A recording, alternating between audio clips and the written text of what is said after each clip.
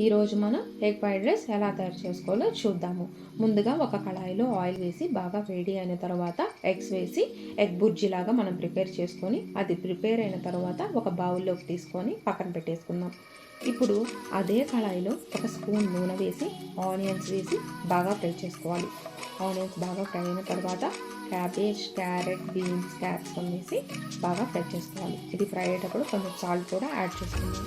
Salt కూడా add చేసుకున్న తర్వాత అల్లం వెల్లుల్లి పేస్ట్ కూడా వేసి బాగా ఫ్రై చేసుకోవాలి. తర్వాత కొంచెం కారం, కొంచెం పెప్పర్ వేసి మళ్ళీ మనం బాగా ఫ్రై చేసుకుందాం. ఈ ఎగ్ ఫ్రైడ్ రైస్ మా హస్బెండ్ ప్రిపేర్ చేస్తున్నారండి. చాలా బాగా చేస్తారు. ఎగ్ ఫ్రైడ్ రైస్ చాలా బాగా చేస్తారనమాట. ఇప్పుడు ఇవన్నీ మనం ఫ్రై అయిన తర్వాత ఆల్రెడీ మనం ముందుగా ప్రిపేర్ చేసుకున్న ఎగ్ బుర్జీ ఉంది కదా, దాన్ని కూడా మనం యాడ్ చేసుకొని అందులోనే 2 బౌల్స్ రైస్ కూడా యాడ్ చేసుకొని సోయా సాస్, స్ప్రింగ్ ఆనియన్స్, కొత్తిమీర కూడా వేసి బాగా ఫ్రై చేసుకుందాం.